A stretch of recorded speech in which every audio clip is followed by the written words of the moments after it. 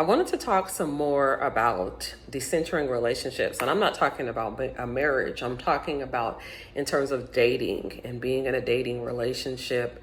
Have been with someone, it could be for a short term, long term dating relationship. And I feel that, like, for women, that we are sometimes told to override red flags and what is best for us, because we are nurturers. We have a lot of empathy. Some of us are empaths. So we really like to fix things and to see other people healed and see other people thriving. And so when it comes to relationships, sometimes what happens is that because we have that empathy mode, because we have the caregiver mode, because we like to see people healed and healthy and thriving, in relationships, we can override red flags. So it reminds me of, there is the story of the snake who hitches a ride on the hippopotamus. And the snake wants to cross from one side of the river to the other. And so the hippopotamus is like, well, I know that you bite, and I know that your venom will kill. So if you bite me, I'll die. And the snake says, oh, no, I wouldn't do that. I need your help getting across the river. You don't have to worry about that. I'm not going to act like that. I'm not going to do that to you. I just need you to help me get across this river, friend. So the hippopotamus lets the snake ride on top of it. And as it's traversing the river, about halfway through, they feel a sting. So the snake has just bitten them. Now, the venom is very quickly starting to set in. And so the hippopotamus says to the snake, why did you bite me? And the snake says, you knew who I was when you got started. I'm just being me. So shortly thereafter, of course, the hippopotamus dies. So what happens is sometimes we can see danger clearly. But what has happened is that we have been trained. We have learned through our own history, through seeing others, through perhaps what was taught to us, is to override the danger and the red flags that we see immediately. And so we proceed without caution. And unfortunately, there could be some very serious consequences, because the person was who they were when we met them.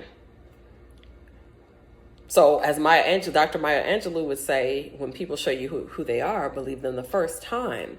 So we should have just been willing to recognize this is who the person is. It's not to say that someone can't change in the future, but we have to recognize them for what they are right now. And so when it comes to relationships, when we are entering into relationships with someone where we're not fully healed and they're not fully healed, and it's bringing all this toxicity and baggage and drama and doing some trauma bonding, this is going to be problematic. That's why it's important not to override red flags. It's important, and this is something that we are not taught unless you are in probably a very small percentage of families, unless we really seek this knowledge out for ourselves. We have to use discernment in relationships. And this is something where we should be talking to God about every facet of our life. Is this a good move for me? Is this where you would have me to be? Because red flags are there for a reason. Red flags are there so that we can move cautiously, so that we can move away, so that we can reject an option. All options aren't good options. All opportunities aren't good opportunities. Everything that is presented to us is not a benefit to us. So every path that we can go down is not one that we should traverse. We have to be picky. We have to have our firm boundaries and standards, and we have to use discernment, because too often what's happening is relationships are like a project, really. It's really like a project. And again, because women, we tend to be empathetic. A lot of times we are caregivers.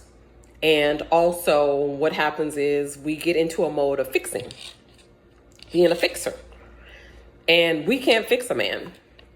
We can't do that. We can't be Barbara the fixer, the builder or the fixer, but we can't be the fixer, because there's things that if his life, if he has different facets of his life where he needs to be healed, especially spiritually, emotionally, but also if he has things that he needs to get in order, it's important that we not try to throw on a cape and swoop in and be a fixer, because a fixer is often resented. So we have to allow him the time to work on those particular facets of his life that need fixing, but he's going to fix them himself. We're not going to be the fixer.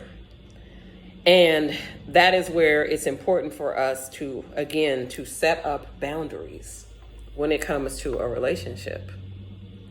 In a relationship, this is what I cannot allow to happen. This is what I cannot settle for. This is what I cannot be engaged in. This is not going to be good for me.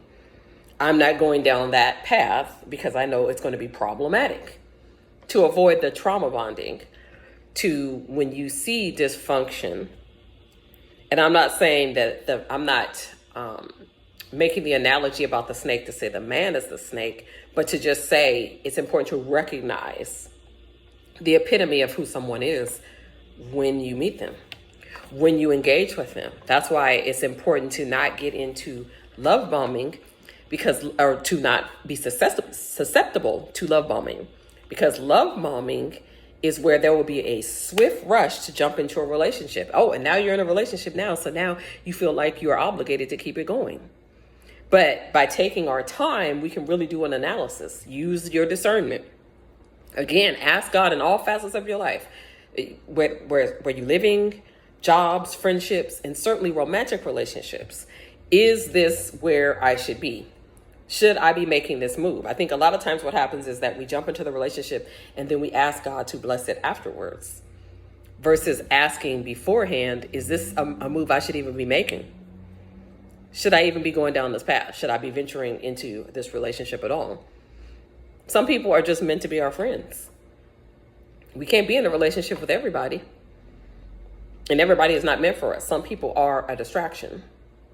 So it's very important that we stay focused, that we stay in a place of positivity, a place that's healthy, a place of wellness. And so then when we engage in a relationship, it's not a relationship that's bringing us trauma, drama, baggage, problems, dysfunction, toxicity that we were not even dealing with before. It should be a blessing and not a distraction.